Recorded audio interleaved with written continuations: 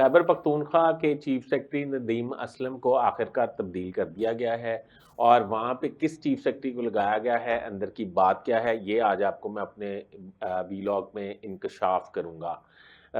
شہاب شاہ بلوچستان میں سرو کر رہے تھے۔ علی امین گنڈا پور جب چیف منسٹر بنے تھے تو انہوں نے ایک آرڈر جو ہے وہ نکال دیا تھا، جس میں انہوں نے شہاب شاہ کو چیف سیکرٹری خیبر پختونخوا بنا دیا تھا۔ ان کو یہ پتہ نہیں تھا کہ کسی دور کے صوبے سے آپ اپنے صوبے میں افسر کو لا کے چیف سیکرٹری نہیں لگا سکتے، یہ خالصتاً فیڈرل گورنمنٹ کا اختیار ہے۔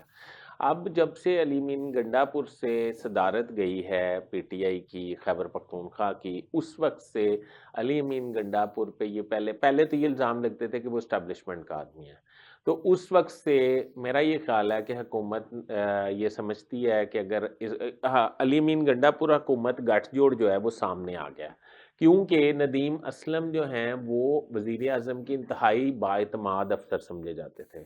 آپ کو یاد ہوگا کہ الیکشن کمیشن نے نگران حکومت میں 2 خط لکھے تھے انہیں تبدیل کرانے کے لیے، پر وہ تبدیل نہیں ہوئے تھے۔ انہوں نے وارننگز جاری کی تھی پر وہ تبدیل نہیں ہو سکے تھے۔ تو ابھی اس کو بدلنے کا مطلب یہ ہے کہ علی امین گنڈا پور اور حکومت ایک پیج پہ ہیں، بانی پی ٹی آئی کی پالیسی سے علی امین گنڈا پور اختلاف کرتے ہیں، شہاب شاہ علی امین گنڈا پور کے مطلب ساتھی ہیں، دوست ہیں دیرینہ، اور وہ خیبر پختونخوا میں چیف سیکرٹری تعینات ہو گئے ہیں۔ اس کا مطلب یہ ہے کہ آنے والے وقت میں اب کوئی روک ٹوک کسی کام میں نہیں ہوگی۔ ابھی تک کے لیے اتنا ہی۔ اپنے ہوسٹ فیصل عزیز پارٹ کو اجازت دیجیے۔ اللہ حافظ۔